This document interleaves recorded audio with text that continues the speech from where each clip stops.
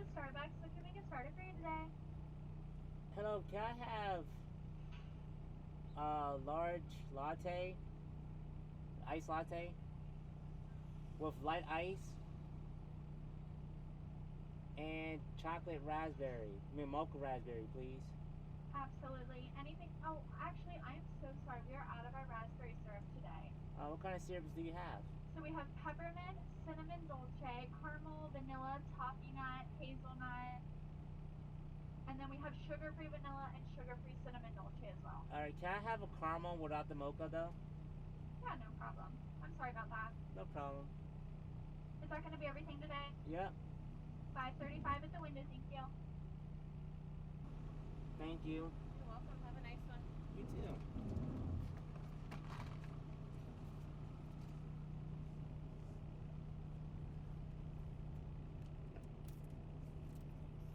I just went to Starbucks and spent $5 on coffee.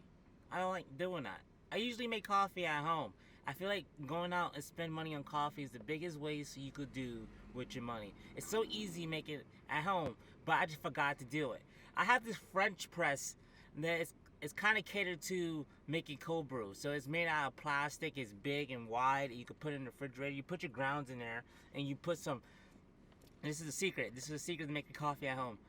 Your coffee's only good by the water quality. So you get some nice spring water, you put it in there in a cold brew press, and you let it sit overnight. I forgot to do that. So I'm here and I got Starbucks. They got me.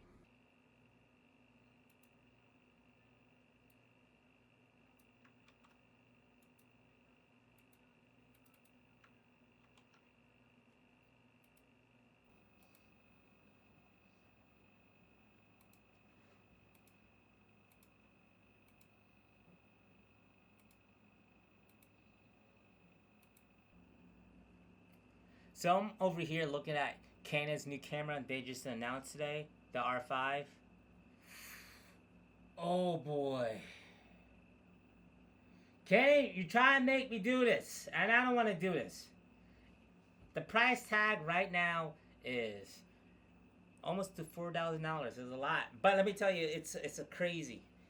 It has a lot of features. One feature I'm really interested in is the 120 frames per second because I love that slow mo action, and you could do it in 4K. That's crazy. 4K, 120 frames per second.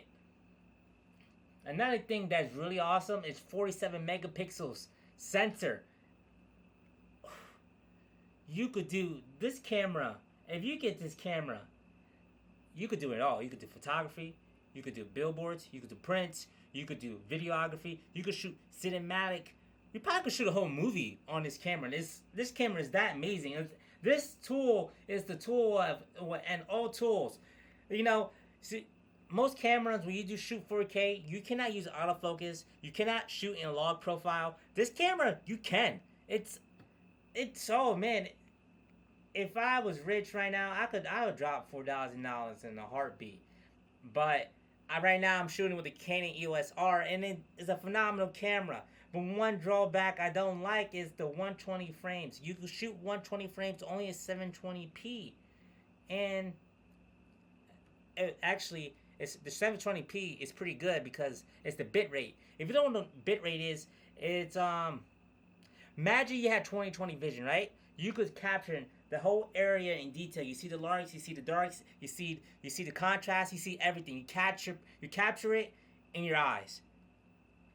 And as you get older, you start losing your eyesight. You start getting blurry. Things are not as sharp. So imagine that like bit rate. Higher bit rate, better your vision. Lower the bit rate, worse your vision. So when you have a high bit rate, it could capture more information and you could take it into post and use that information how you want to use it. So if your image is underexposed, you crank it up. If your image is overexposed, you can crank it down. The EOS R has a phenomenal bitrate. A lot of people says the 4K sucks, but if you look at the bitrate, it's pretty good. It's pretty good for being what it is. So this camera is about $1,800 just for the body. $4,000 for a handheld cinematic camera that could do anything that you want to do. as fingertips. It has the main feature I want in the camera, and I think everybody needs it as a filmmaker, is the in-body image stabilization. So what is that? Let me explain real quick. So this camera has a digital version, so it takes the picture and kind of crops it in so it doesn't look like it's so shaky. But the Canon EOS R5 kind of has a little gimbal, so no matter what it does, it has the access to make sure it's always steady. It's a 5-axis IBIS.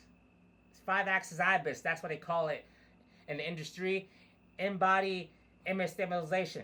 Usually you get image stabilization for your lens, but not all lenses have it. So if you don't have it, you gotta figure out creative ways to how to do it. So like for example, you could go to Premiere Pro and use the warp stabilization. Sometimes that works, sometimes it doesn't. You gotta do it manually. It's really a pain, and that's why people use Steadicams, they use gliders, they use gimbals to make sure they can get that buttery, tasty footage. This camera does not have it. It has a digital one. I don't know if I said that or not, but it's kind of a little drawback, and it kind of gets me a little annoyed sometimes because some footage is just unusable and I don't like it. But this is the best of the best. Canon also announced another one, and this one I think it would be for 90% of the people right here. It will be the Canon R6. It's basically everything the Canon EOS R should have been. So basically, you get 1080, you get 120, you get 120 frames per second at 1080, which is amazing. That's what I want. You get the IBIS, which is what I want. Full frame, which is what I want. And that's pretty much it. And the price of that is not that bad. It's about $2,500. And if you compare this to the EOS R, the EOS R came out about $2,000. And you don't have none of the features. The EOS R was kind of like a little placeholder, and Canon was like, hey, I know Sony's and Nikon is doing all this crazy stuff with mirrorless cameras. Here's something to hold you off in the meanwhile, and give me your money because we need this money to invest in a new camera. And everybody just ate it up. And I ate it up because I was like, man, this camera's amazing. So let me know, did you guys see the new cameras, the new lenses? Are you excited? I know I am. I'm thinking about getting an R6 as a second body and use this as a second camera and use the R6 as a primary camera. But usually 6 months later, there's a discount, and I don't want to pay the early adopter tax. I let other people pay that and get the bugs out. And lastly, I just read this right now. The Canon R6, it does have 120 frames per second at 4K, but it doesn't have it at 1080. So if you want to shoot 1080 120 frames per second, you gotta get the R5, I mean the R6. Why, Canon? Why you do that? It's not that hard. If you can shoot 4K, you can shoot 180. Alright guys, that is the video. I hope you enjoyed it. Let me know if you guys get into Canon R5, R6. If you don't like Canon, let me know down in the comments below. If you like videos like this, be sure to hit the subscribe button and also hit the bell notification icon to be notified when I drop new videos. I usually drop videos daily, and I guess I see you guys tomorrow.